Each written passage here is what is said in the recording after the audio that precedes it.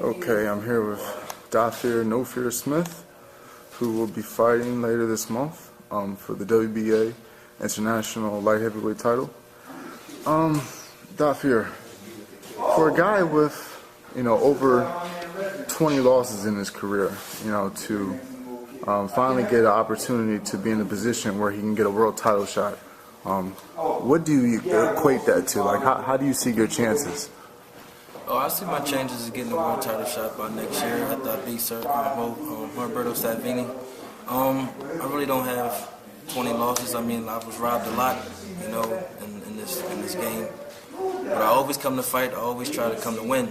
Sometimes I don't get the decision. Sometimes I do. I mean, all my draws is wins. I feel as though I got way more wins than what I have. But I always come to fight. I always put my life on the line in this game. But sometimes I don't get the win. Yeah. I think I've read that you would compare your situation to somebody like Freddie Pendleton. Yes. Had a bunch of losses, but eventually became world champion. Yes, he has. Yeah. Do you have any other idols that you look up to? Sugar Ray Leonard, Muhammad Ali, Shane Mosley, Bernard Hopkins. There's a lot of good fighters out there that I like. That's very talented. Andre Ward. Now, with the losses, I know a lot of the times, it was a close decision that could have gone your way, but, sometimes you just took a fight on short notice and, you would agree that you deserve to lose. Yeah. When did these short notice fights start and when did you stop, doing that? In the middle of my career, and I started stopping there around this time, wanting to get time to get ready and beat these guys that I know I'm supposed to beat. Okay. Now, you've sparred with a lot of world-class fighters, multiple world champions. I know you sparred with Butte, Ward. Anybody else that was a world champion? Ward, Zolt Ordai, former WBO champion, was undefeated. Yeah. I helped Adonis Stevenson get ready for his last fight for the title eliminator, and I'm about to go back to training camp with Andre Ward to help him get ready for Kelly Pavlik. Cool. How has the money been for the sparring compared to what you get for your normal fights? Actually, the money is very good. It's better than fighting sometimes, And then it's better than when I'm up here. I spar up here for free, and they give me good money when I go away and spar with them. Now, I think you sparred 3 people that were preparing for Carl Froch. It's getting to a point where Carl might call you one day. Yeah, it is. I would love to go spar with Carl Froch. He's an amazing fighter. He's a very good fighter. I'm 1-2 with Carl Froch now. Got 1 win with Andre Ward, 2 losses with Butte and Yusuf Mack. They both got stopped. But Carl Froch is a hell of a fighter, and he wants a rematch with Andre Ward, and hopefully he might get it next year. Now, a lot of guys your age don't have 55 fights anymore. Yeah. That's really unusual. And in those 55 fights, you've only been stopped 4 times. But one of the stoppages was against Adonis Stevenson, who people consider to be, one of the hardest punches in boxing. Would you agree with that? No, I was just going through some things around that time. I had a hurt hand in that fight, and then my trainer didn't come out there with me. I was with a bullcrap trainer, I don't even really want to get into that, but, it was a good fight. I gave him a fight, I tried, but you win some, you lose some. Okay, and one of the other stoppages was Andre Ward, who's arguably the best fighter in the world. Yes, he is. And no shame in that. But the other 2, they happened in Russia. What was it like going to Russia? And Well, it was good. They treat you like Michael Jordan over there, It was good. It was good. The first one was, actually he weighed 175 pounds. I only weighed 165, something like that. And that was a light heavyweight fight. That was my first time moving up to light heavyweight. And I almost had him out of there. I almost knocked him out, but I got winded and got tired. And what was the second one like?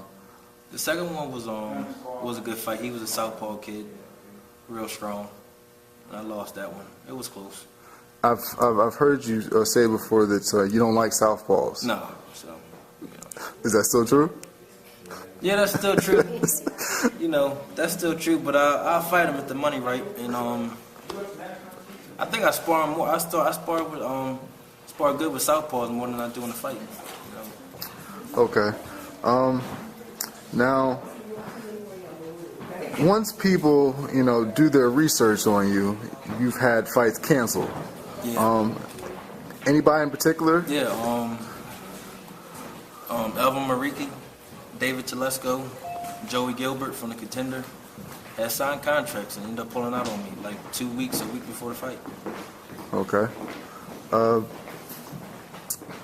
Now, how about your amateur career? Who are some of the best? I know you fought Kermit Cintron back in 1999. Any other notable guys you fought in the amateurs?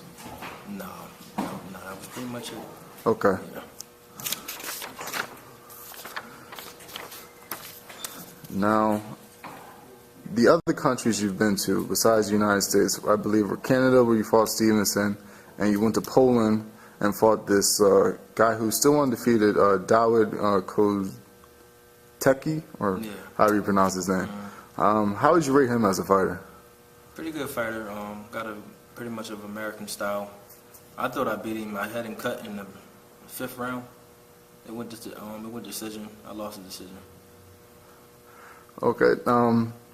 Along with him, there's 5 other people in your resume that I consider to be, relevant today, in, a title eliminator kind of picture. Now, obviously, Ward is the best, but put these other guys in order. Marco Antonio Parabon, Cornelius White, Adonis Stevenson, and the Polish guy, Dawid. How would you rate them? Adonis is an A-class fighter. Parabon is a B-class. White is a C. I really thought I beat him. He beat me by 1 point. It was supposed to have been 8 rounds. They changed it to a 6. I thought I beat the hell out of him. And he just won the IBF international title. He might be fighting for belt soon. Yep. And the Polish kid, he's an A-class fighter. He's a pretty good fighter. Okay. Now, going back to, the rough spots in your career, like you started your career as 8-0. At that time, did you have good management behind you? Yeah, I did, but he wanted to pick the trainers he wanted in my corner, and I wanted my own trainers in my corner, and we had a little falling out after that. And then, it didn't work. Okay, so when you fell out with him, then were you like by yourself? Yeah, or? I was just like on my own, getting my own fights. Oh, I see. He was calling me, or I was calling them. Yeah, because then you would later on go to, I believe, an 8-fight losing streak. Yeah, but some of them was robberies. I mean, I beat so many people. People that notice the game like I do, they see all them losses as not losses.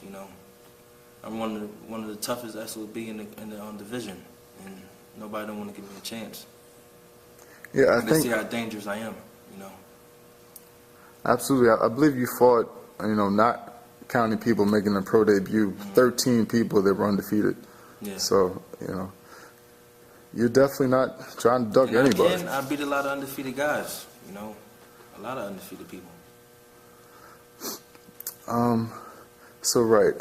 With the WBA title on the line in this fight, that'll put you in position to fight Beibut Shumanov. Yes. What do you think of Shumanov as a fighter?